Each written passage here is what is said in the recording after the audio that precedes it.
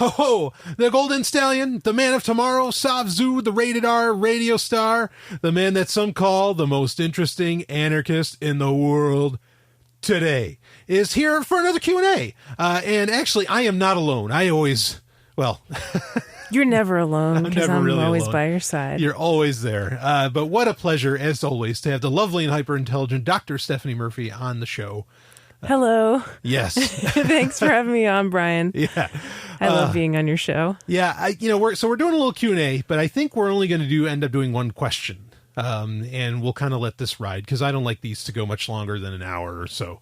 And there's a good chance that this subject could take about that long. And if it takes shorter, so much the better, frankly. There's a lot out there. If people didn't hear my appearance on the Nathan Frazier show or the Anarchopreneur show, got a lot of great response from that. But if you haven't heard it, it is available to you in your Patreon feed.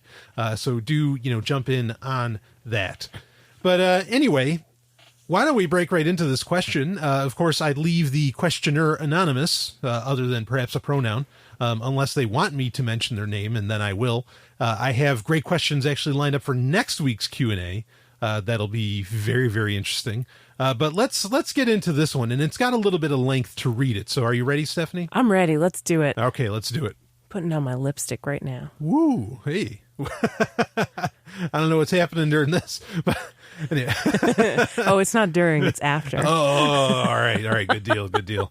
Okay, I lost my train of thought. All right, here we go. So this is from the Patreon listener. Hey, Brian, not sure if this would make for a worthwhile Q&A response in the show, but I'd really like to know if you or Stephanie, so they specifically asked for Stephanie, which is part of the reason I had you ask on. and ye shall receive. Ooh, yes. And of course, you're welcome to be on the show anytime. But anyway, having any resources, or like to know if you or Stephanie have any resources for learning or educating people about anarchism from sources other than white guys.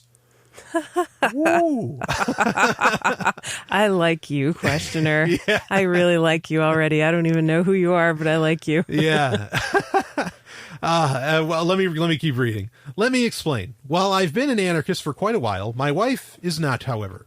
And until this upcoming election, which seems more contentious than most, it hasn't been a real issue. She's accepted my position in principle, and we've discussed it occasionally, but she can't get past the emotional barriers that a lot of people have when confronted with this philosophy.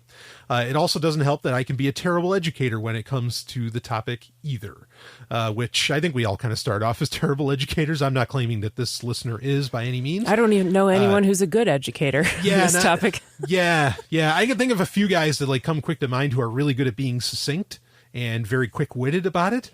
But yeah, no, it's definitely, that raises a great point in and of itself. We won't go into much Maybe that depth says something about the topic itself. Exactly. Yeah. Because, in my opinion, the best book on the whole subject is 200 fucking years old. It's ancient, and nobody's done any work. Max Stirner. The Ego on its own, and nobody's done anything to either at least somewhat update that, because there's some questionable science, we'll say, inside of it. Not questionable for the day, but now, nobody's upgraded it. Nobody's really come out with that great book. Pretty much every anarchist book come out there is, frankly, like this guy says, by some white guy who's just saying contracts, property, and all that. When you listen to like Karl Hess or something talk about anarchism, he's like, that has nothing to do with it. That has nothing to do with anarchism. Anarchism is just that the individual comes first and, going forward. But Karl Hess himself is, just a white guy. So anyway, let me read on more here. So I generally don't even broach the topic to people. Recently, though, we sat down and tried to have a more in-depth discussion about anarchism and my thoughts on government. And while it hasn't been terrible, it hasn't been great either.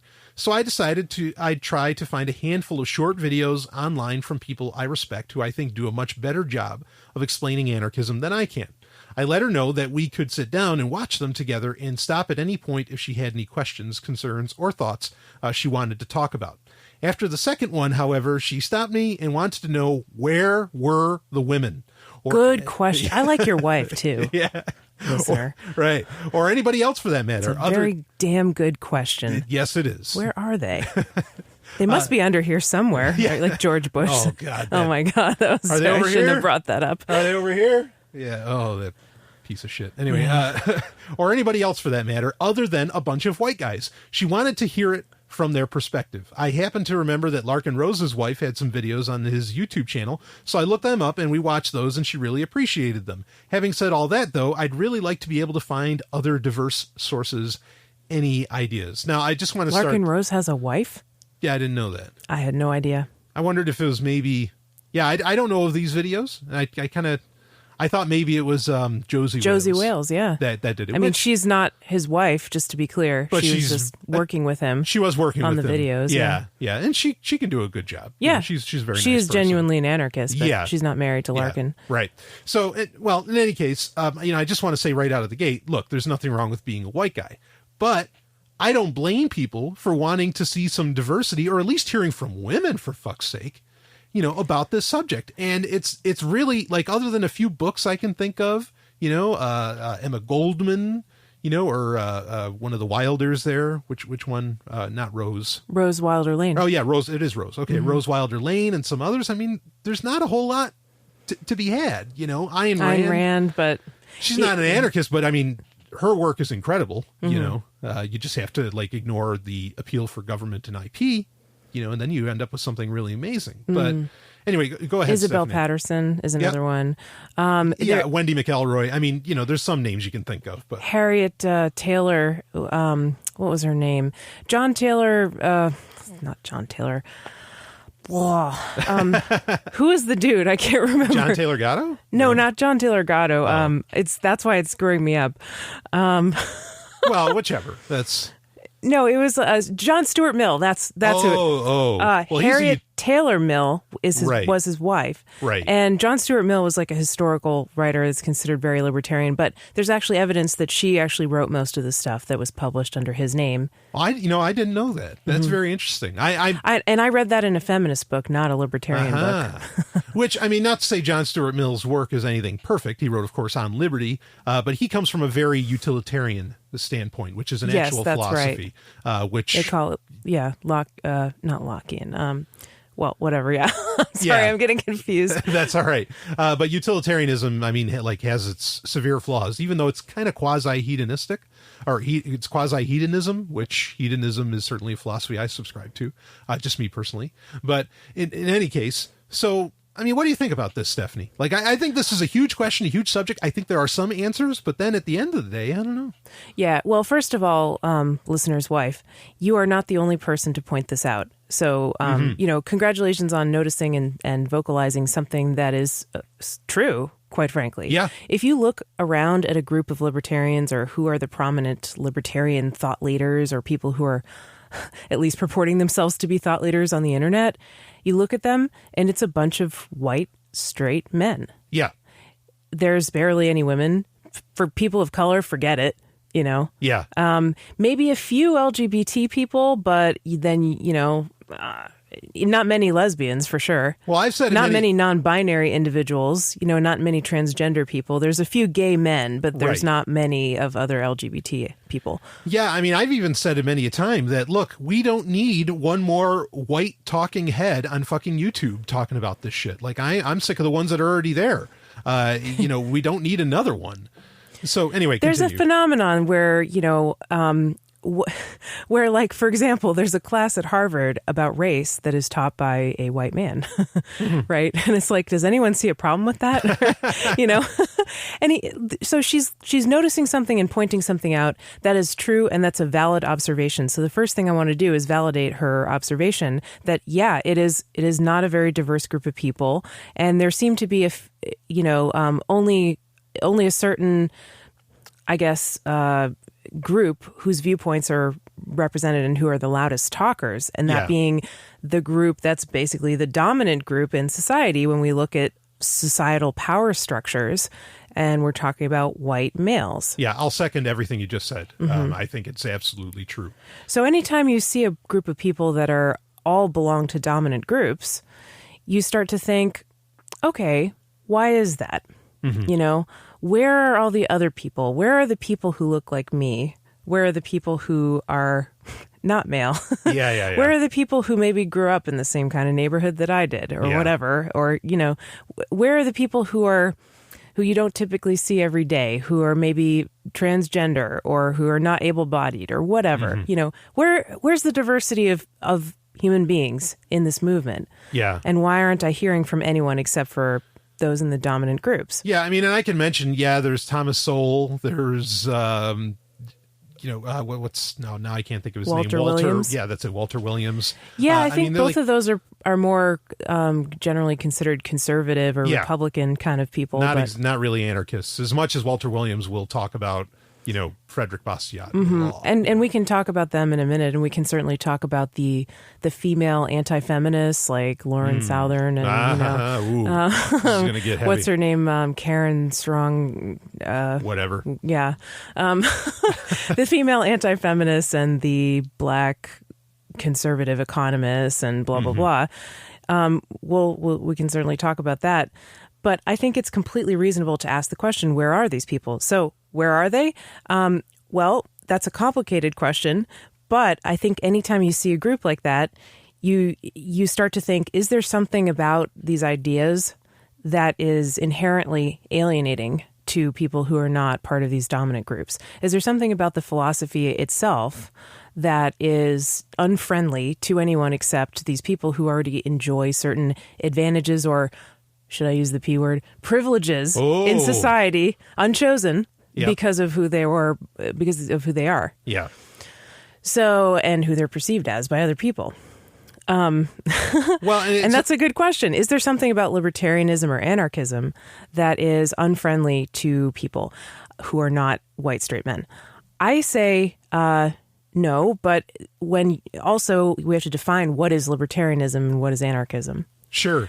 Now, I think there's no anarchism without an accompanying... Anarchism is a philosophy that seeks to dismantle power structures, unjust power structures in society.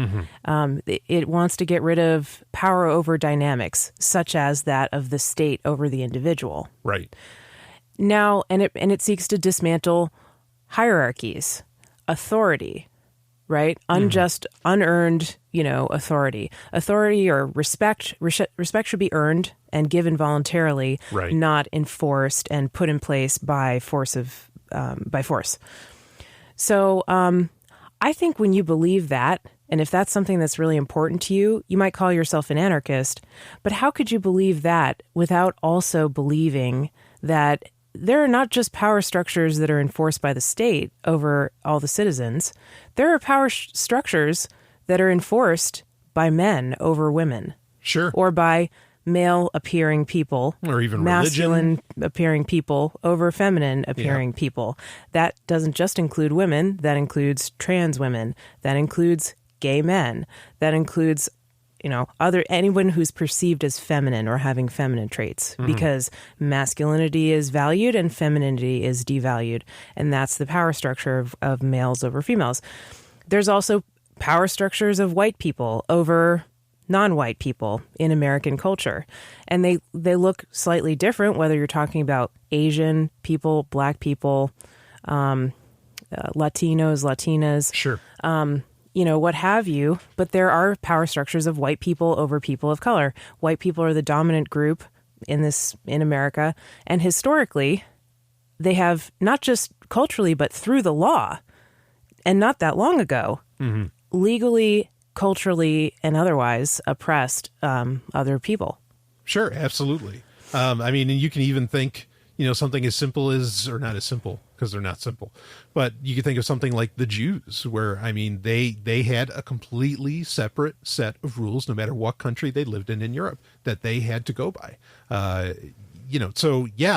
White guys being in charge, that's been a thing that's been enforced and laid down for centuries. And before you say Jews are white, a lot of Jews don't consider themselves white, even though their skin may be lighter in color, because they're not part of that European descent, Christian is the dominant group in America. So, and legally and historically, Jews have been a minority and an oppressed minority. Right. So, And they had to actually blend in a lot with the dominant culture in order to survive. Sure, and that's that's where all those conspiracy theories come from, of the Jews are, secretly in charge of Hollywood and the media and all that stuff, right. because they had to sort of like Christianize themselves and like not like ditch their Jewish identity in order to survive. Yes. So anyway, what I'm saying is there are not just power structures of the state over the citizens. There are power structures of people over people, depending on what kind of identity or group they belong to or are perceived as. Sure.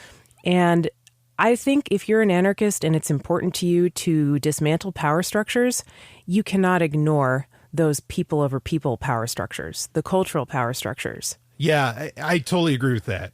One of my biggest concerns, I've said this a lot, I don't talk about it as much anymore, but it's what I felt for a really long time, ever since I became an anarchist, is that religion is, in my opinion, way more dangerous than the state. Like, it's just way more dangerous because there's no need for laws. You don't even need guns. You just threaten people with hell and eternal damnation. Mm-hmm. And it's something that's been around so long. And the loss of your family, relationships, if you don't fall in line. Yeah, that's a very scary prospect, especially when you're a kid and you don't know any better. You don't know that there's anything outside of it. Right. Yeah. I mean, that's a real problem, is that we have, there are cultures that, well, like you said, they're power over. There is this kind of hierarchy that maybe you didn't choose or is completely unjust.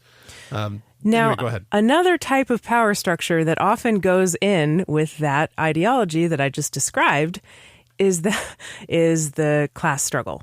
The power of the elites, or the capitalist class, the owners of the means of production, and this all comes from Karl Marx, over the working class. Yeah.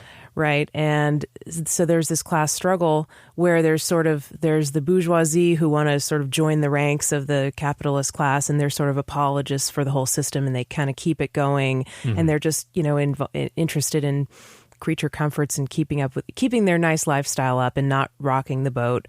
And then there's the proletariat, who's kind of the lower class, and they'll never be able to really rise up through the ranks. Right. And there's the capitalist class that exploits them as workers.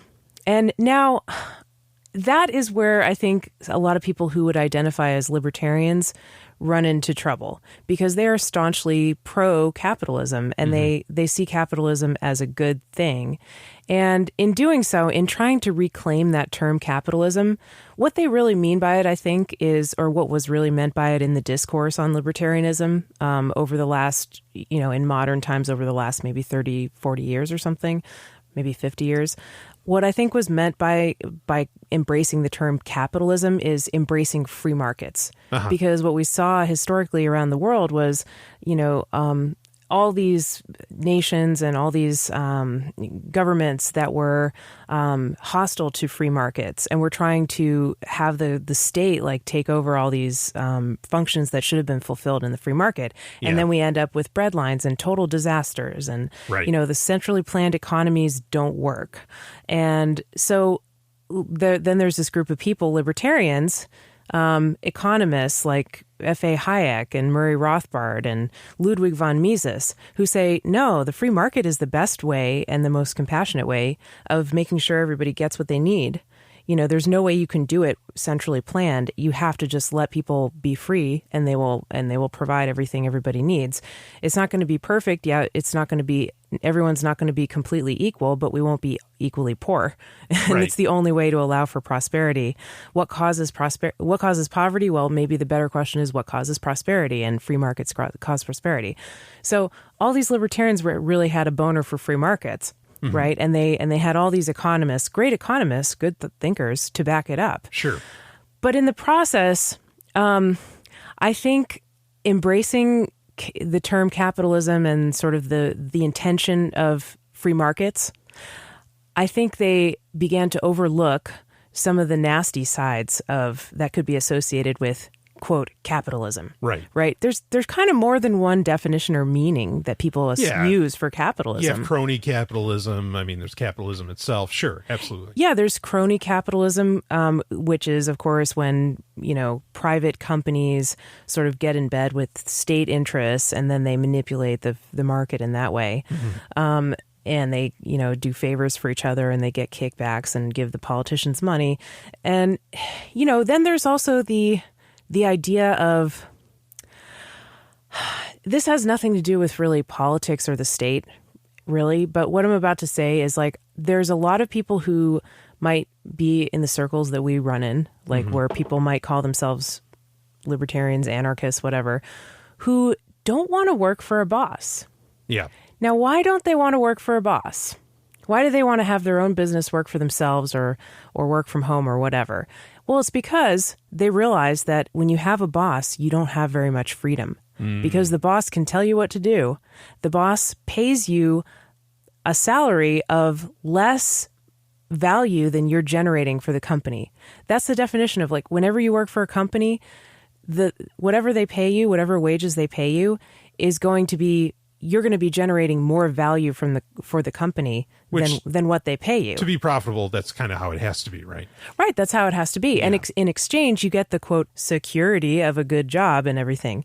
But a lot of people that we, that might be in these circles kind of realize that that's bunk in a way. And they want to capture all the value that they generate and not be giving it away to someone else. And they're willing to take a little bit more risk in exchange for that, or to figure out how to be profitable as a business owner or whatever, start their own business, instead of working for someone else, because they don't want to be working for the man. Yeah, right. They don't want, or they choose to be like a povertarian and just not earn any income, you know. So they can't get taxed and whatever. Right. Maybe they do subsistence farming. Maybe they do homesteading. There's those kind of people too. So I think it's kind of fascinating, because then it comes down to a distinction of, where do you fall on these other things, right? All these groups of people, the left, libertarians and anarchists, and maybe I shouldn't be using these labels, but all these groups of people that I just talked about, all the different philosophies, they all pretty much think that power of the state over people is bad and wrong, Some of them also think that the power of bosses over people is not really something that they are interested in either. Right. Some of them think that they want to go live on a farm in the middle of the woods and never have to deal with a boss.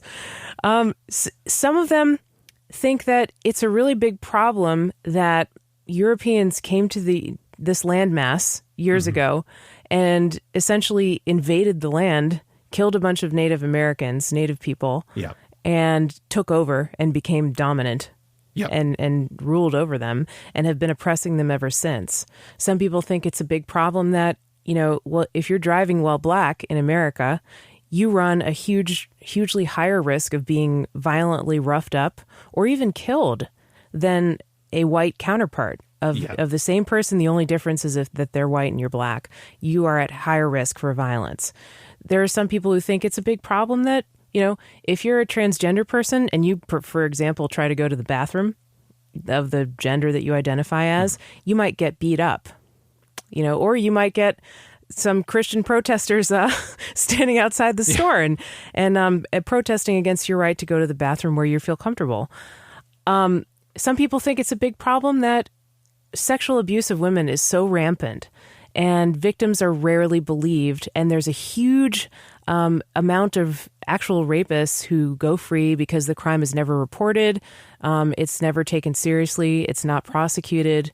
And the people who actually did the harm, the perpetrators, are walking around free. Meanwhile, people are crying about false rape accusations and how evil it is because women are constantly accusing men of raping them so they can get money and stuff like that. Right. So where was I? Some people it's like there's groups of people who think these issues are problems and those who don't. And then there are those who are just kind of concerned with, well, I like the word capitalism and I kind of want to be a contrarian and I don't like this PC culture because it's threatening to take away my own power as a white man that I've enjoyed for my whole life. And I don't want that to change. So I just want to uphold the status quo. And then I'm going to say I'm really edgy. And I'm like, but I'm actually just upholding the status quo. Yeah. Well, I think you kind of hit on it, very early in that you were concerned about saying the word privilege. Yeah. Okay. Now there are people who feel, well, I'm not really that concerned about it because I said it, but that's a great observation, Brian, because you can't say that word in this movement without triggering a bunch of people. Yeah, right. That's another word. Right. Without getting a bunch of shit. Yeah. They will lose it. Right. So this is something that I, where are these people? Because the ideas that you're, laying out and espousing, I mean, a lot of those are great, like who would argue with any of that? And I feel like that, it's not the ideas. The ideas aren't the problem. The emailer's wife is hitting on it. It's the people that are the problem. They're the actual issue, because they're really I think it might be the ideas that are partly the problem too. Some of them can be. Yeah. Because when you get an echo chamber of white men, like echoing their version of the ideas of liberty to them, because they don't have to be concerned really about getting like raped or domestic violence, right. They don't have to be concerned about driving while black because they're white. Yeah. They don't have to be concerned about some person taking their land because they're not Native American. They don't have to be concerned about being raped as much as women do. Yeah. Men can still get raped, of course, but it's not as big of as common of an occurrence, right? And men are pretty much universally the ones doing the raping too. So it's like they don't have to be concerned about certain things. So those are just not on their radar. So their version of the ideas of liberty that they're articulating doesn't include a lot of attention to those issues. Yep. Because they don't have to worry about them. And so when you are really concerned about those issues, because you are one of those groups that's affected by them, you hear that message and you're like, oh, that they're not talking to me. Yeah. So then what happens is they attract more of the same. They attract more white men who their message resonates with. Yeah. Well, and they don't attract more of the other groups. And then it just becomes a self-perpetuating kind of thing. Yeah. I mean, I think that there's a genuine issue where people are like, I don't know. There are genuine victims out there. Okay. But I think there's a lot of people, and I've heard this from more prominent names in, let's say, the anarcho-capitalist circles, right? Where they've said, what brought me to liberty, what brought me to anarchism was suddenly my business wasn't worth as much or something like this. Mm-hmm.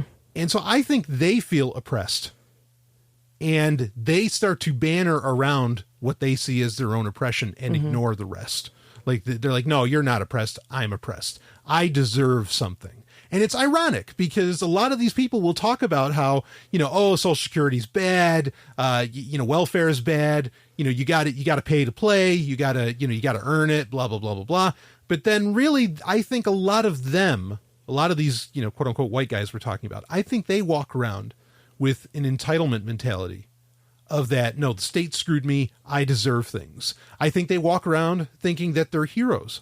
And that based upon the culture that we have today, well, when the hero wins the day, what's he supposed to get? Well, he's supposed to have a gal with her legs spread open, ready and waiting for him.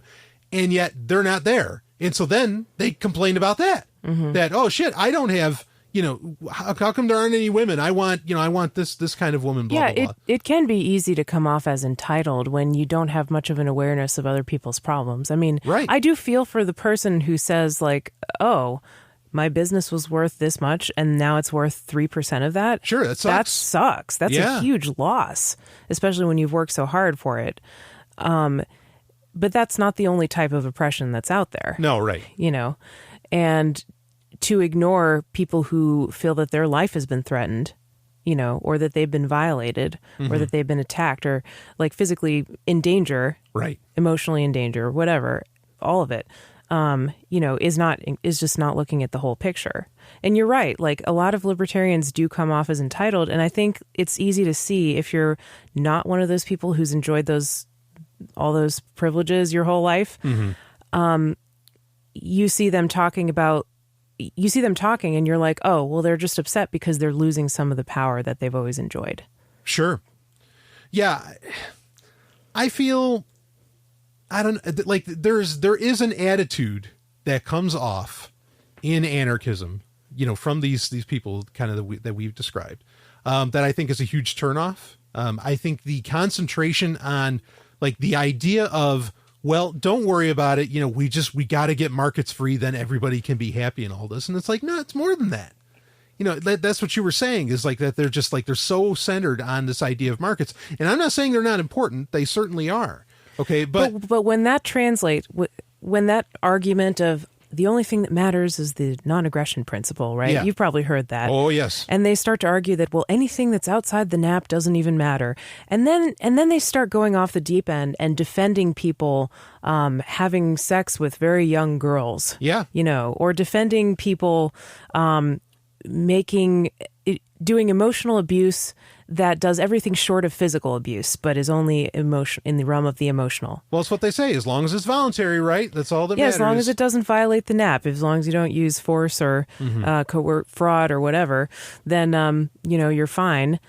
And they start defending these actions of, frankly, that make you an asshole. Yeah.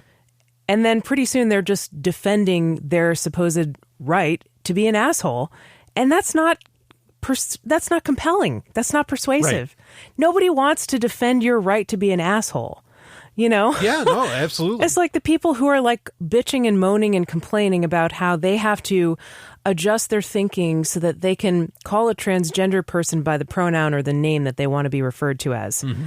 And they're like, oh my God, I'm being oppressed. My speech is being silenced. Really? No, nobody's silencing your speech. It's just this person wants to be called this name. Why wouldn't you want to call them by the name that they want to be called? Yeah. Is it really that big of a fucking deal? Like, everything that they've been through being transgender is like dwarfs whatever emotional pain or suffering you've had to go through to remember to call them the right name that they want to be called by. You know? And it's like, people get so upset about these things, and it's just, you're fighting for your right to be an asshole, and it's not a popular battle. It's not right.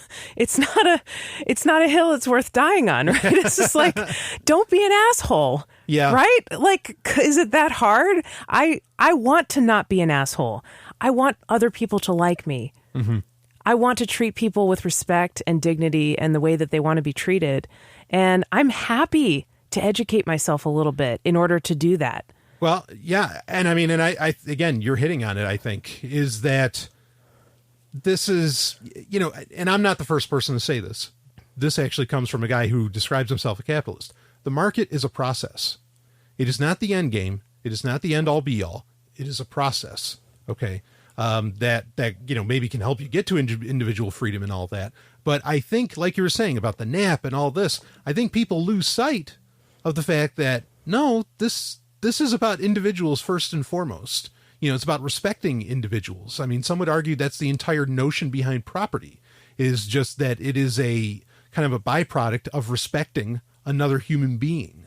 You know what I mean? It's really not like this whole thing. Oh, you're infringing the market. You're infringing my speech, blah, blah, blah, blah, blah. Like all these complaints that just get leveled, nonstop. Yeah, that turns people off because you're not hearing what they're going through. We're all getting screwed by governments and whatever other coercive structures are out there. Okay. But, we're not hearing each other on what we think that is. And you're usually writing people off, writ large when they say, well, it's because I'm black. And it's like, oh, no, that's not true anymore. And it's like, oh, come on. Yeah. And getting along with people in a society, including people who are different than you, listening to what they have to say, not shouting them down or talking over them, giving them space to talk, believing them when they tell you something that happened to them. Yeah. Or just listening to their experience with curiosity and not trying to contradict it or explain to them what their experience actually was.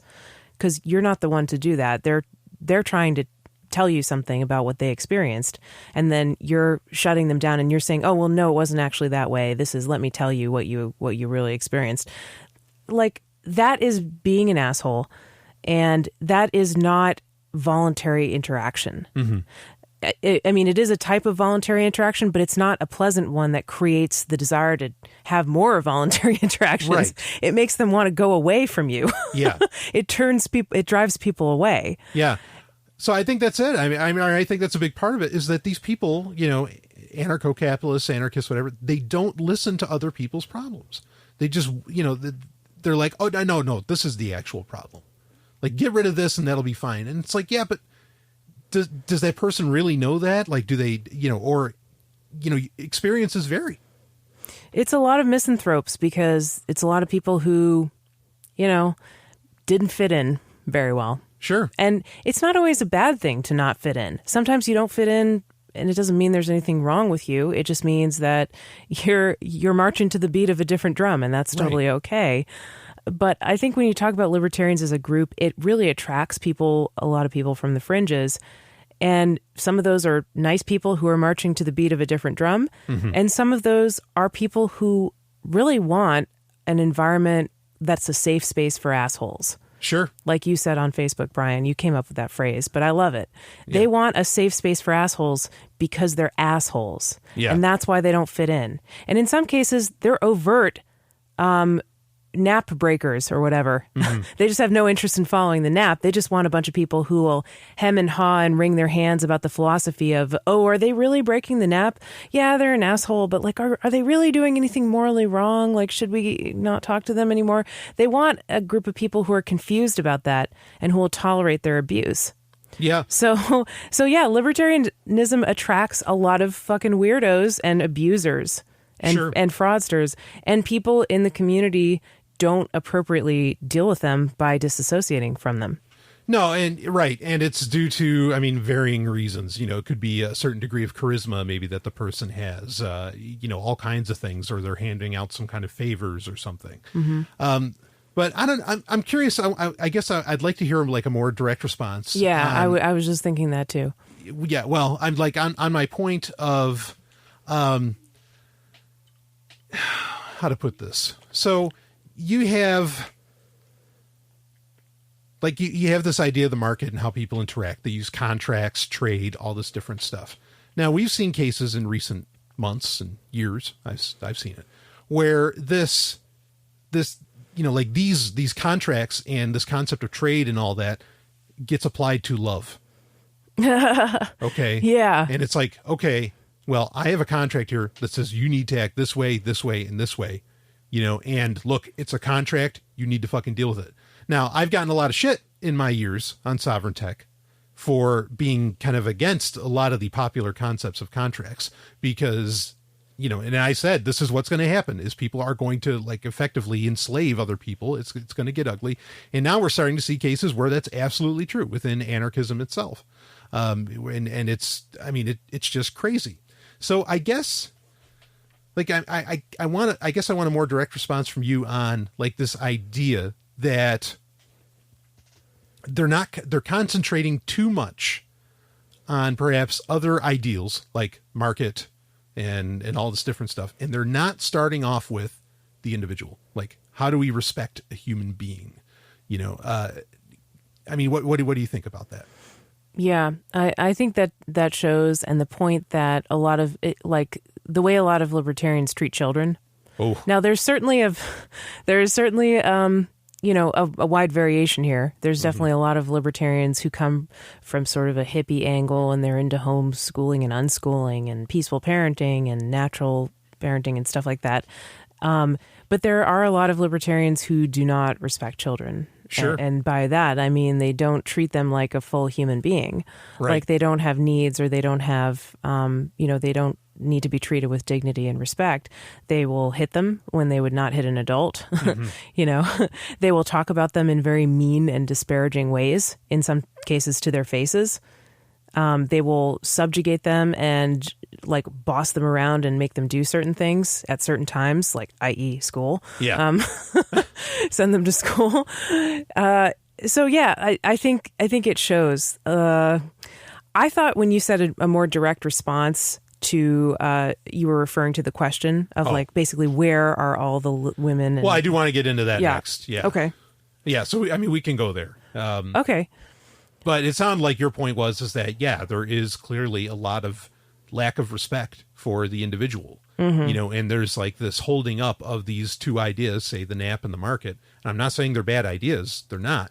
Okay. But there's this like, putting them up on a pedestal and everything else can go to hell, as long as the market and the nap are secured.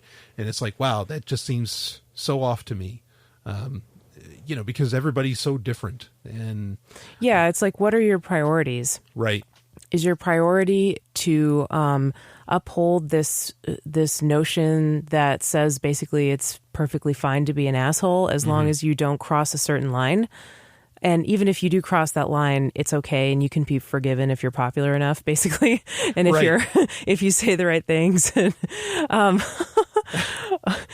Like a friend of mine was saying today, like in the libertarian movement, it's considered a bigger crime to be a feminist or an SJW, even if you don't call yourself that, if someone else just calls you that. It's a bigger crime to be a feminist or an SJW than it is to be an actual abuser, fraudster, violent person, crook, somebody who actually breaks the nap. And there's cases of that. Yeah, and how I mean, people just get crucified if they're perceived as like a feminist or something. And I proudly call myself a feminist. Yes, I'm interested in what self-respecting woman would not be a feminist. Sure. Well, actually, I'll tell you what kind of self-respecting woman would not be a feminist. If she's very afraid of the patriarchy and she's trying to gain some protection from it by siding with it. Yeah. Those are the anti-feminist women. Yeah, which we can. I want to talk about those. And same thing with the, conservative black economists. Right. Yeah. It's they almost feel like. Well, not. I don't think this is true for the black economists, but with like some of the women in particular, I think they know their niche, they know their market, and they play right up to it. Wherever the reality sits within that. I can think of one very good example where this woman who conventionally, and I say this conventionally, okay, is not the most attractive. Okay. By conventional terms, not saying what I think. Okay. And she started a Facebook page, made herself up like there's no tomorrow. Okay. And she can look however she wants to look. I'm not knocking her for that. Okay. But that was not how she really looks at all. And she created quite a following, around building up this very conventional depiction of herself that attracted a lot of guys and maybe some money and donations and all this. And eventually, like, she kind of let the makeup off and, now you have a better idea of what she exactly looks like. But there it is that she knew what the market was. She knew exactly who she was looking, who was involved, who she was willing to appease and all that. And she did it, and not that I wouldn't begin to tell her what to do. But it sort of proves a lot of the point that we're making here, and we bring in other women. I mean, do you want to start breaking into that? Well, so you're talking about this woman had wild success because she catered to male fantasies and the patriarchy and what men thought she should look like and act like and talk like. Yep. I mean, and she did it to the height, and I'm not saying there's necessarily anything wrong with that or that I do something about it. I'm just saying that, let's be clear, that gets done. Oh, absolutely. Yeah. I mean, it's been done countless times. And then some people vilify those women and say, oh, well, they can't really be libertarians because they're women. They're just a dumb bitch because they got makeup on and stuff like that. And that's a whole other thing, too, is that we've got a lot of these talking heads that are appealing for racism and other things through science. They're saying, no, black people are just dumber. Women are just inferior. And they will break out the spreadsheets. But I mean, just because you have spreadsheets doesn't mean it's science. But right. But they're trying to claim it is, I suppose. Yeah. But I mean, I don't know. I guess if you get lured in by that kind of stuff, then it's sort of your fault. But the point I was trying to make is that I don't want to judge these women too harshly because it's kind of like they're damned if they do and damned if they don't. Yeah. Whatever. It's so common with women too. It's like if we become a mother, we're judged for that, and we're judged on how horrible of a mother we are. Where dads aren't judged on how bad of a father they have a lot more leeway to do stuff. Mm-hmm. If we become a career woman, we're judged for not having kids, and we're judged on becoming that and how good we are at our career. It's like, if we wear makeup, we've got too much makeup on, and we're supposed to wear makeup because guys prefer women who wear makeup but look like they're not wearing any. So you're supposed to wear makeup but not too much. And if you don't wear any makeup, then you're just a lesbian and you're ugly. So it's like there's all these situations for women where we're put into these boxes where we're damned if we do and damned if we don't. Mm-hmm. And that's what's going on for those women too, who are appealing to the fan base of libertarian guys. It's like they chose a certain strategy. And no matter what, they're going to be judged for it. So I think they just said, well, fuck it. I know I'm going to be judged no matter what I do. They're judged for that strategy of appealing to the guys with lots of makeup and whatever, short on philosophy, if they are. And they would be damned otherwise, too. If they weren't a libertarian, they'd be, judged for being a statist or whatever. Yeah. If they were a libertarian, but they didn't put on the makeup, they might be judged for being a lesbian or ugly, or nobody would listen to them. Sure. So it's like, it's hard sometimes, to be put into these boxes and judged constantly on your appearance, on whatever. Yeah. On your choices. Yeah. Right. I mean, so this kind of hits at something else that I think is going on. Well, I mean, it's easy to say, look, nobody's striking at the root of culture. Like, there's all this talk that people, anarchists strike at the root of what's really the problem, government's the problem, but there's no conversation, about culture being, so much a problem. But I think, something else, and this is a failure, and I think in a lot of people's delivery, is that, and this is maybe another reason why there isn't a lot of diversity in the movement, is that a lot of people, like, they sell anarchism and liberty as paradise. They sell it as a utopia, which it is not. Oh, no, it's not. It can't be, because then it'd be centrally planned, of course, But I mean, like, you have no guarantee of safety. Safety is an alien word, in my opinion, in anarchism and in liberty and all that. Okay. And so when you have a lot of people talking about that, like, the questions I think can come up very quickly from very smart people of whatever persuasion, whatever, diversification, where they say, well, prove it, show me that'll work that way. And there's no proof. Like, you know what I mean? This is a big problem when you're talking to people about anarchism. It's like, well, look, if the market does this, it'll be fine. And it's like, well, where's that market that you could even point to? You don't have any evidence for what you're even saying, that it's going to work, in my opinion. You can create your own paradise, because you can just focus on the things that you can actually control in your life, and you can make yourself happy. Right. But you got to listen to yourself and to other people, I think, or if you're going to be in, say, a little group or something that does that, and you got to be able to listen, and what is going on for them? What is, what's the deal with them? So I think that's a huge issue, is there's a lot of narrative, a lot of very ugly narrative, and totally ridiculous promises, like that should and could not ever be upheld. It really comes down to, with anarchism, like, what is the more ethical thing to do? Like, what is the right thing to do, per se? Not that I want to get into right and wrong. Okay. But what is the more ethical thing to do? That's what it's really all about. People spend too much time on selling it like it's like religion, where they're selling it like heaven, and yeah, it does take on a religious bent sometimes, the way some people talk about liberty. Sure. Yeah. Yeah. So I have a huge problem with that. And then, because, and if you give examples, so look at this guy, look at this person. I mean, like, what do these people kind of say? I mean, I guess this will get into that more direct question again of why aren't there more women in it? Okay. And I have another response I want to give to that. Let's do it. Go for it. Okay. So if you're a new woman and you're getting interested in the ideas of liberty, and you're like, oh, cool, I think I'd like to connect with some libertarians in my area, or some anarchists or whatever, liberty people in my area, let's just call them. Because I think it can get confusing when you say libertarians, because people think you're talking about the political party. Yeah. We're not talking about any political stuff. We're just talking about people who would maybe apply that label to themselves because they like freedom and liberty, right? Yeah. So if you're a woman and you're starting to get into these ideas, or maybe your husband or boyfriend is into them, or a girlfriend, or your friends or whatever, and you're like, I'm kind of interested, but I have some questions. You decide to maybe start getting involved in some Facebook threads, or you maybe go to a few events. Here's what's going to happen. It kind of goes one of two ways.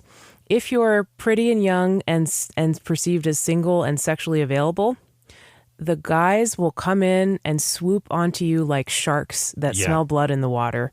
They will overwhelm you. They will hit on you in the most creepy, uncalled for ways. Yep. They will freak you out and make you very uncomfortable until you leave. Yeah. If you are perceived as ugly, married, or not sexually available, or old and not sexually available, you will be ignored. Sure. You will be excluded from conversations. People will act as though you're not even there most of the time. Nobody will really care to answer your questions, except maybe some guys who are thirsty and think that they have a chance with you. And you'll be like, well, I don't feel like this is really for me.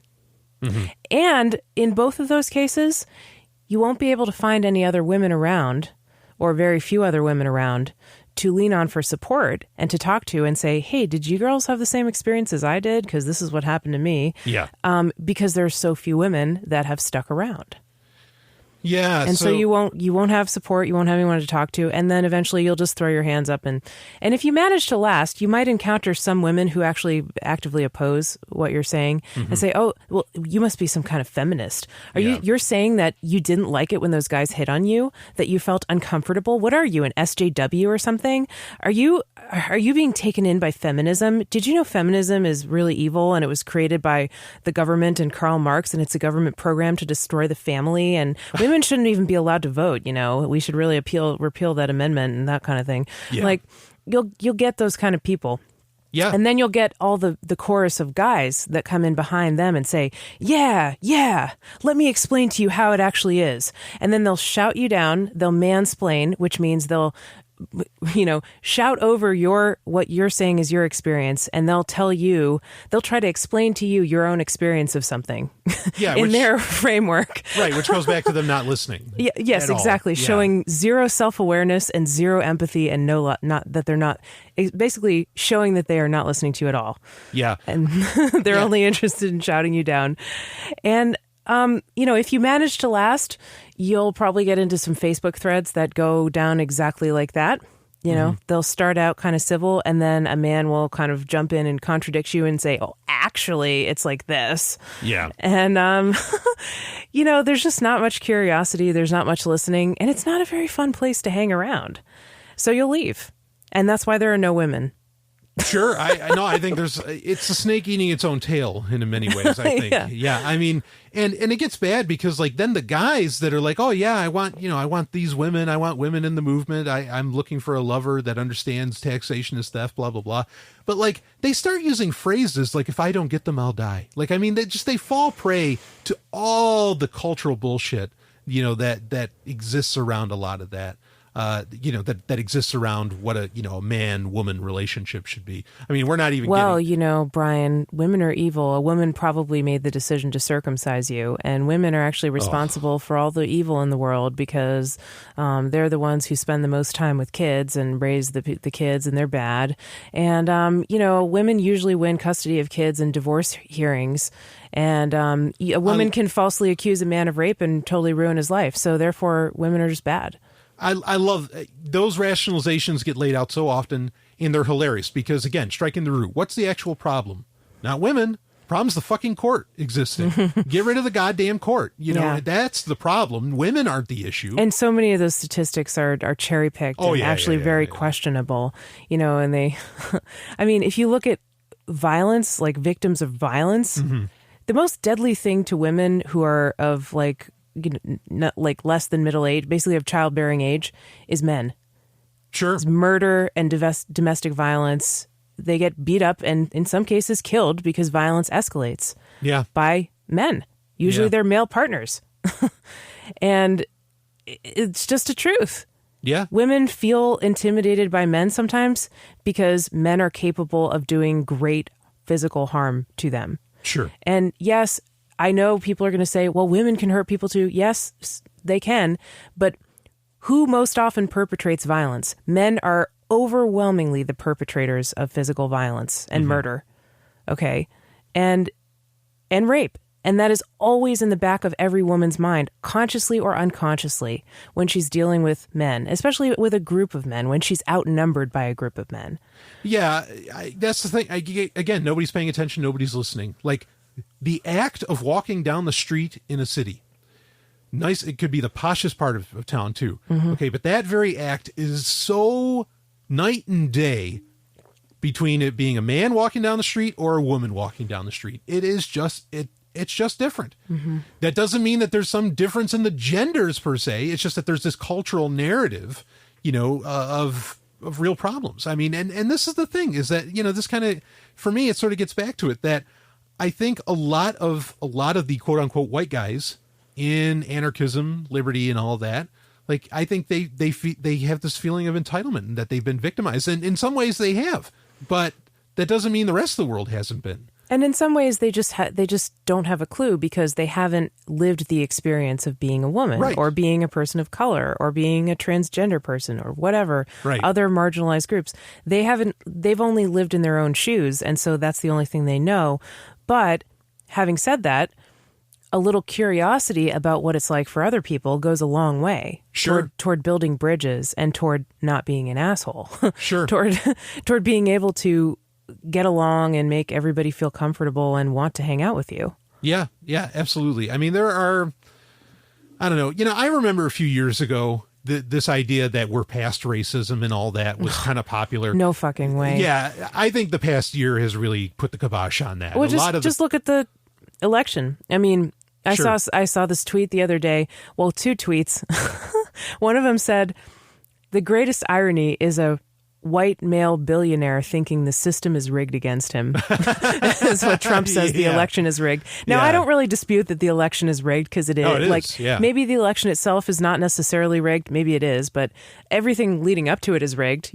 Third parties can't get into debates, and there's just it's impossible. The candidates are chosen. Hillary Clinton, pulled strings in the DNC to get the nomination and everything, and it's all corrupt. Yeah. So I won't really dispute him there, but it is kind of funny to see a white male billionaire thinking everything's rigged against him and everybody's working against him.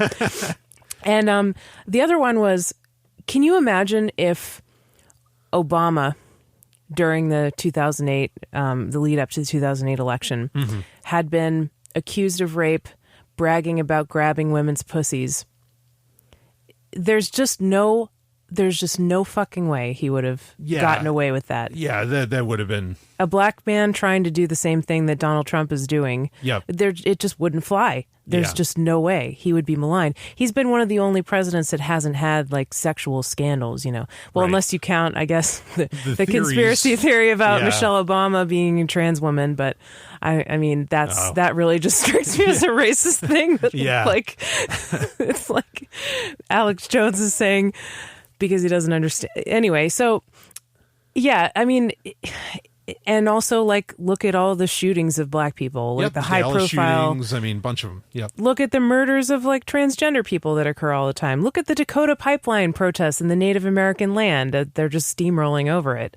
And the politicians are using eminent domain to put these pipelines through this, sacred Indian burial grounds. And there's an argument that it's actually, that's not true, that that land doesn't belong to the Sioux at all. But I'm just who does it belong to? The white people who stole it from them, or or another tribe, or well, I'm just putting that out there before somebody sends an email I can't believe you said this is factually inaccurate, blah blah blah blah blah. And it's but you're not listening to the greater message that's being said here. Yeah, I mean, the gist is that, no, we absolutely don't live in a post-racial society. It's ridiculous to suggest that. And the only people who do suggest it, and who are ridiculous enough to suggest it, are white people who don't have to deal with any of this stuff and can close their eyes and say, la, la, la, la, oh, I don't see any evidence of a problem here.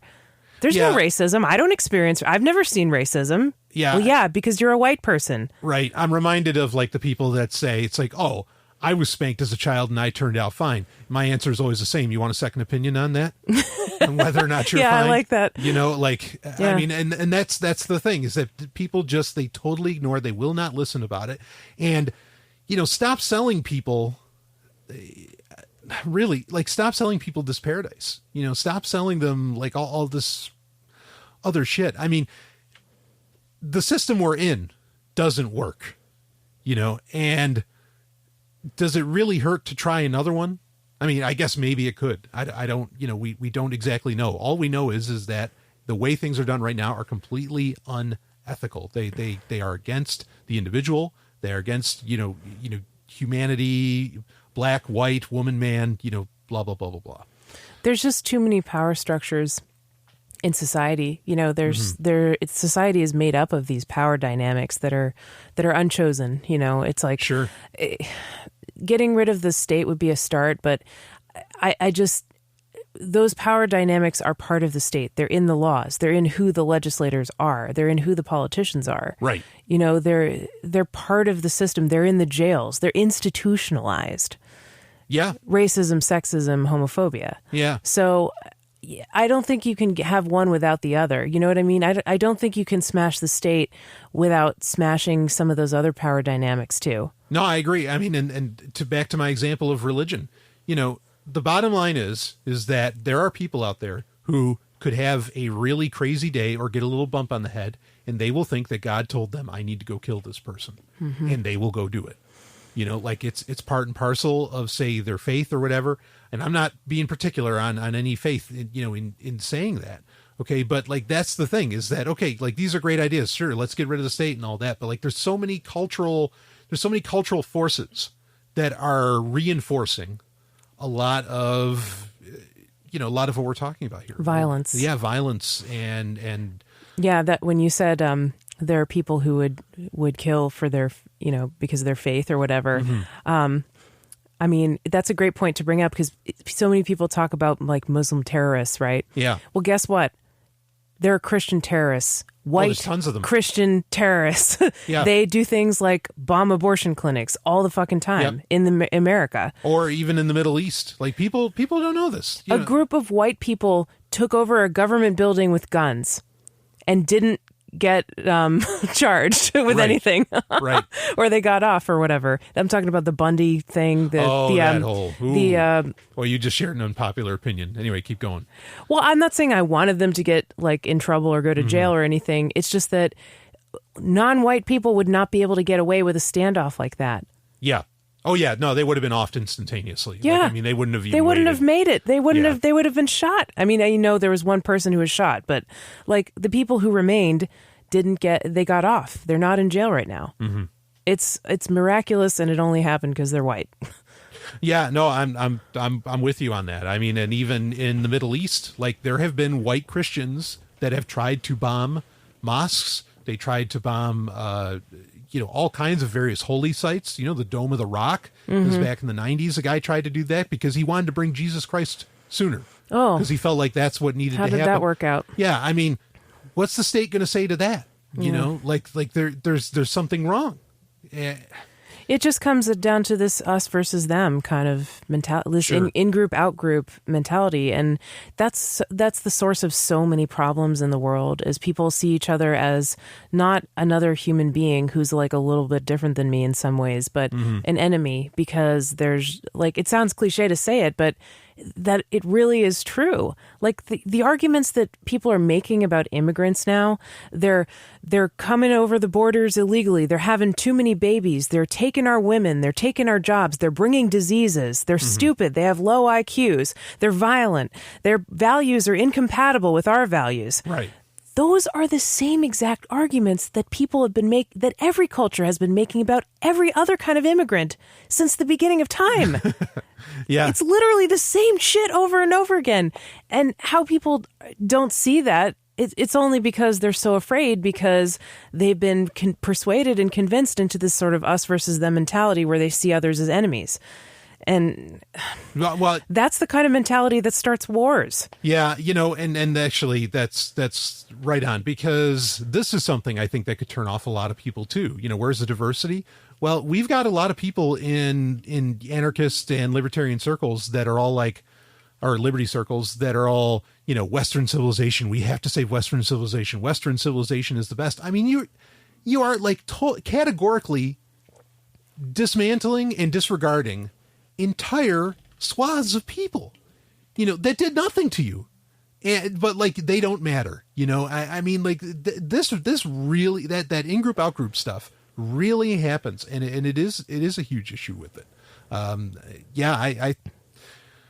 I think there's been quite a few points brought up as to why exactly there aren't more why there isn't more diversity. So, yeah, but all of them are kind of relevant. I think they all sort of come together, and I would say, like, if people want to read more about this, there's so many libertarians who haven't even read the basic texts that they argue against. Yes. They will disparage Karl Marx, and they've never read any of his books. Yep. And I recommend absolutely reading If your ideas are so good and so steadfast, if you're so sure of your ideas, then it can't hurt to read something that you disagree with, you know? And you can form more valid critiques. What's the harm? It sharpens your own mind. And it's interesting. I mean, a lot of people listen to radio shows and podcasts that they disagree with just to feel angry and, like just for fun, right? Yeah. So why not pick up a book by Karl Marx and read it before you criticize it? And maybe you'll make better critiques. Why not pick up a basic college textbook about feminism and pick it up if you want to critique feminism? Go ahead, read the book and read it with curiosity and an open mind. You might learn something. Yeah. That's something that's changed recently. I'll just say this quickly, is that I've noticed a lot of kind of the people we're talking about who, the assholes, they're starting to say in their critiques, they're starting to say third wave feminism. They don't even know. Like my friend said, when somebody said, "Oh, third wave feminism, blah, blah, blah," she says, "Oh, can you name 5 third wave? What exactly is first, second, and third wave feminism? Can you name 5 critical seminal textbooks or books or texts that represent the ideas of third wave feminism? What does third wave feminism actually stand for?" And the person had no response because they don't fucking know. Yeah. They're just using it as a buzzword. Right. Well, but I guess I felt, and I totally agree with what you're saying. I get annoyed to no end that nobody reads. But, kind of my point is that at least it seems like there's starting to be, there are actually feminists at certain points in time who really had, something that resonated with them. It's not perfect. And I agree with what you're saying. They probably can't, for the life of them, do that. And I've even, just personal experience. I know some people that have said, "Hey, could you let me know, not me particularly, but they just kind of put it out to the world on Facebook, right? Could you tell me a great feminist text?" And I sent them one that covers all the waves. It's this really fantastic little book.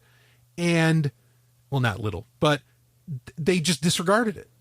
Of course they did. They totally did. And they went for the batshit crazy book, which there are. I mean, in every ideology, there's some batshit craziness here and there, which is what we're talking about this whole time. So yeah, nobody wants to listen. Yeah, I know. I was thinking about the alt-right, and can we start calling that third wave Nazism, maybe? Ooh, I like that. I would like to do that. I just got out my phone because I was gonna look up the name of a common college textbook about feminism. Sure. The author is Margaret something, and it's called Thinking About Women, but I have to look it up, and it's been through multiple editions, and it goes through a lot of historical stuff about feminism. And obviously, another critique that you hear really often is just straw manning and oversimplification and misrepresentation of arguments, basically. Guess what? Feminism is a vast field, okay? There are feminists who disagree with each other, and they're all still feminists. Yep. There's many different schools of thought within it, just like libertarianism and anarchism. Yeah. Are you telling me that Charles Johnson and Ludwig von Mises agree on everything because they would both call themselves libertarians? No. Yeah, not a chance. Yeah. Well, I mean, I think that, that hits at a great point too. So much of this does. Because another argument that gets brought up about all that is like, well, why is it feminism? Why not humanism in all this? And it's like, well, just because, and this is an old argument, but it's an important one. Because humanism doesn't make the point that females have been on the brunt of the receiving end of oppression. Right. Exactly. That and the fact that, look, for an analogy, if you were pro-adult people, okay, or pro-old people, does that instantly mean that you're against children? No. You can be for, say, a certain group based upon a certain metric and not be against every other group. Mm-hmm. Yeah. There's no requirement for that whatsoever. That argument is so dumb, to say that. It's like, no, we're concentrating on women. Okay. Yeah. And it's also like, okay, what you don't see is there was no straight pride day until gay pride day, Right. Because every fucking day is straight pride day. Yeah. It's the gay pride day is not to be proud of. It's because they're trying to not be ashamed. Yeah. Because every day they're told to be ashamed of being gay. And they're saying today, nope, we're not going to be ashamed. Yeah. And then the white people are like, sorry, not white people. The straight people are like, well, we need a straight pride day. Well, every day is straight pride day. Just like everything is male supremacy. That's why you need feminism. Sure. To counteract the dominant, the default in society, which is men are on top. Sure. Yeah. Oh, man. We'll get a lot of shit for this one, but... Good. Yeah. Bring it on. Come at me, bro. The book, by the way, is Thinking About Women by Margaret L. Anderson. And it's in like something like its 10th edition right now, but it's very comprehensive. Nice. Sociological perspectives on sex and gender. Yeah, no, well, I recommend that. If I can, maybe I'll get that in the show notes. But yeah, I think we covered a lot of why exactly aren't there, why aren't there women or other, diversities? Like, why aren't they in the liberty movement? And, there's a bunch of different reasons why that is. That's a great resource for feminism.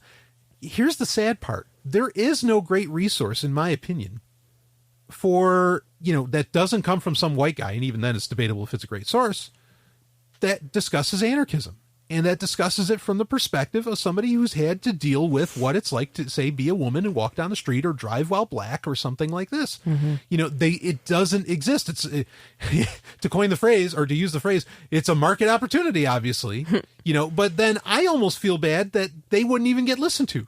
Like they would get shouted down by so many guys, so many of these other guys who have quote unquote made it to some degree on, on YouTube or wherever else that they make a thing of themselves. So yeah, I mean, what do you think about Healing Our World by Mary Ruwart? A phenomenal book. Actually, that's a great resource. Mm-hmm. That might be, in fact, it's in its like third or fourth edition now, 30th gone anniversary. Through a few iterations. Yeah, Healing Our World by Dr. Mary Ruwart is. I encountered that book when I first moved to New Hampshire, and what an eye-opener that was. Even when I was already an anarchist and I was on the way, like that, good call on that one. And in fact, I know there's an audiobook out there of that too. Yes, there are a couple of audiobooks. Mm-hmm. I was almost involved in making one, but I didn't end up doing it. So there's Healing Our World. There's Wendy McElroy had an anthology called Liberty for Women. Sharon Presley's got several like libertarian feminist anthologies. But those are, again, like kind of geared for women. They're not like general libertarian kind of treatises, I guess, that it can apply to anyone. But that's okay, because I mean, I think the default, again, is like liberty for men. Yeah. That's the default. Yeah. That's the it's hidden, like a hair product, liberty for men. Yeah. The hidden subtitle on every libertarian book is for men, right? It's like when you read a fortune cookie and you say in bed. Yeah, no, absolutely. Yeah, so human action for men. Human action for men. Just for men.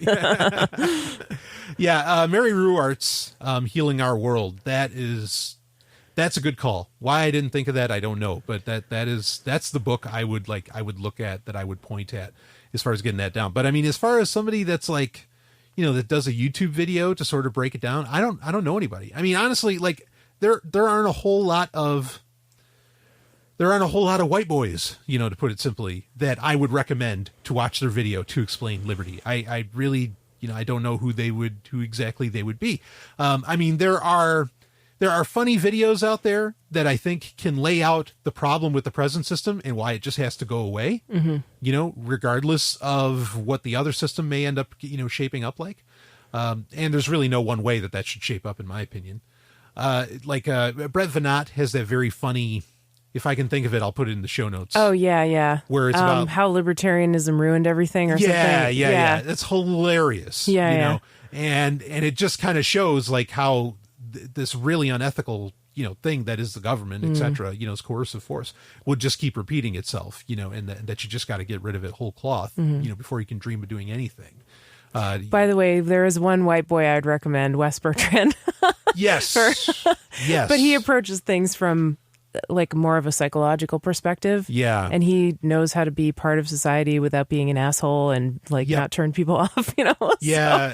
And he does a great job of like just being like very clearly breaking it down in a way that like no one can really disagree with, you know? Yep. Yeah. Complete Liberty. Like, in fact, there's this newest book, Complete Liberty Inside Out, is very good. Yeah. That's another resource.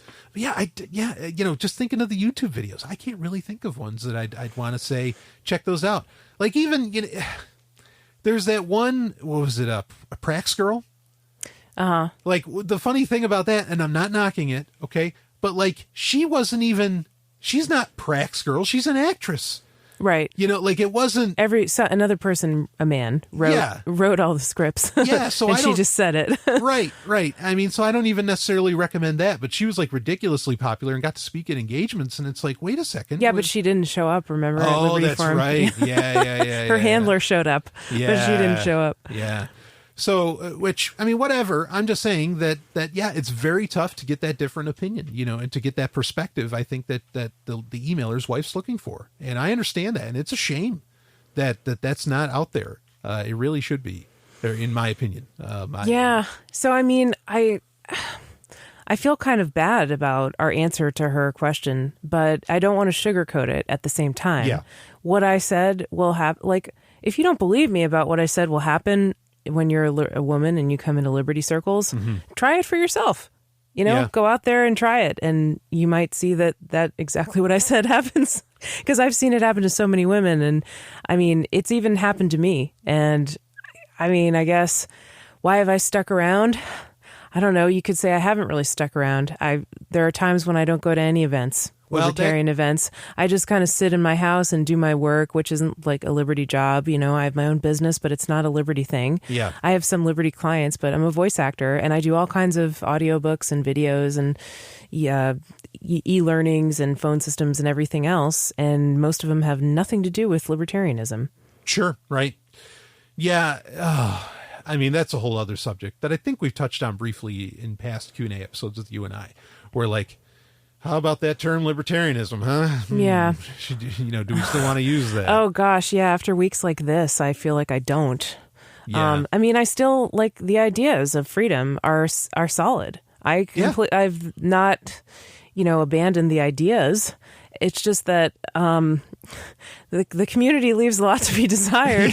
And I don't think those are incompatible. Like, I don't think to be a true libertarian or whatever, or to be truly free, that you have to necessarily embrace a community that you have disagreements with or whatever. Yep. I think like most of freedom is just stuff that falls under the category of living a happy life. Yeah. How have I figured out how to live a happy life? Well, I've adjusted my job. I own my own business and I work at home, and I'm very happy with that because I'm kind of introverted and I like to spend time at home. I have a great relationship with you, and we live together and we're together all day, and we have, a happy home life. I've surrounded myself with friends, a lot of whom are women, by the way. Yeah. Who can talk about feminism in an educated way and value freedom and liberty and the ideas of voluntarism. Sure. And I'm so satisfied with those relationships. They just mean the world to me. I don't vote. I don't watch the news. I try to stay away from that stuff as much as possible because I know it makes me miserable. I made it so I don't have a boss. I made it so that I don't spend a lot of time doing things that I don't want to do out of obligation or out of whatever coercion. So I think that's how you live free. Yeah. I really do. I think that's how you get freedom. It has nothing to do with being part of a movement or a community or going to Pork Fest or going to Liberty events or even living in New Hampshire. Right. I do live in New Hampshire, but a lot of it largely is because I love living in New Hampshire. It's just so beautiful. Yeah. And there's a few very nice people here. Yeah. It's not for the larger libertarian community at large, some of whom I don't even know yet because they haven't moved. Yeah. So there you go. That's the harsh truth about libertarianism. The truth about libertarianism. You can get freedom. It's just that it's about having a happy life. It's not about reading Rothbard, Yeah, or taking a bunch of political actions and all that. Yeah, or hanging out with a certain community and being a public activist. I don't think that brings you much happiness at all. Yeah. So, yeah, no, fair enough. There you go. Yeah. So, I'd love to meet the wife sometime. Hang out with her. Yeah. So I hope we laid out some good resources to check out. I will put those in the show notes. I thought that, I mean, this was definitely a very broad ranging. It's not something that has one good, simple little answer.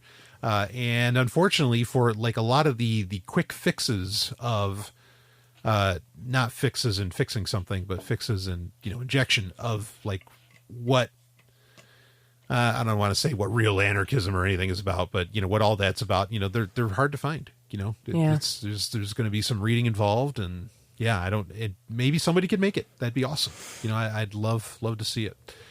So anyway, if I were going to make my own, just as a quick little thought experiment, if I were going to make my own, like sort of end all be all beginner resource, yep, I would say exactly what I just said.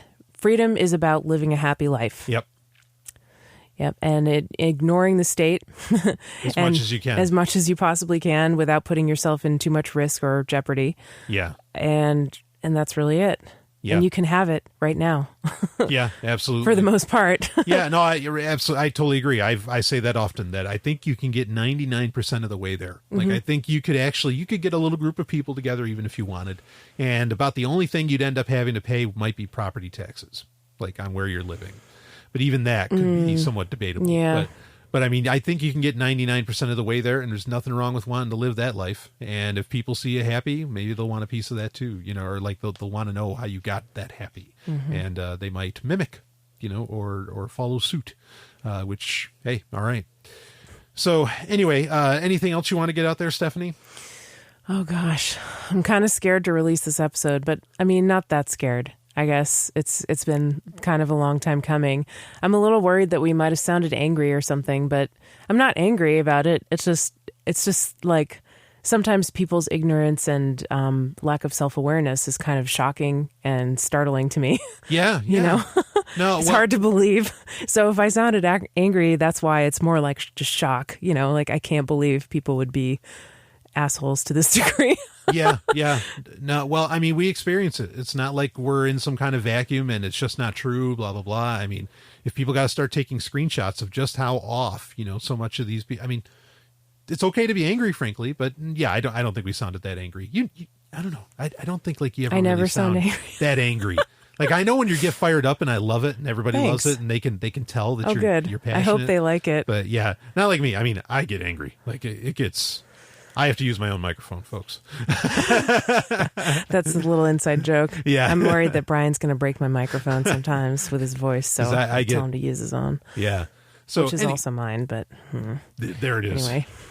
At least it's not the one I use all the time. Yeah. So I hope this helped. If you have any more questions... Yeah, I hope it helped too. Yeah. If you have any more questions that like to build off of that, again, this wasn't meant to be like some anti-white guy screed or anything of the sort. It was just, talking about the situation, like what's perceived, what's out there, and what's real. And...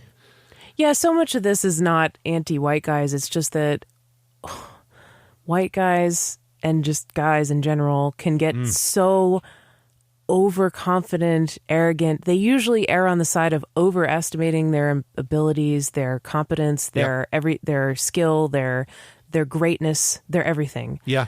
And so it doesn't hurt to give them a little reality check sometimes. Sure. And pull them back down to reality. You know what I mean? When they're generally way erring on the side of overestimating themselves. Yeah, no, I think a lot of them need to hear it, that they're the problem. Like, and they are. At least consider the possibility that you might be contributing to the problem. Yes, there you go. Have a little bit of curiosity about whether that's true or not. Right. You might say, "Oh no, I'm not part of the problem," but then, get a little curious about that. Well, am I? Let's look at the evidence. Yeah, really take a look. So, anyway, I think that's enough for this episode. Very enjoyable. How long did we go? Is this in like an hour and? An hour and 23. Holy shit. Okay. Well, we just flapped our yaps, but there you go. Flap my yap. Yeah. Anyway, thank you again, Stephanie, for being on. It's wonderful as always. Thank you, Brian. Carpe Lucem, everybody. I'll see you on the other side. Got a great little Sobertech coming up this week. Woo! Woo!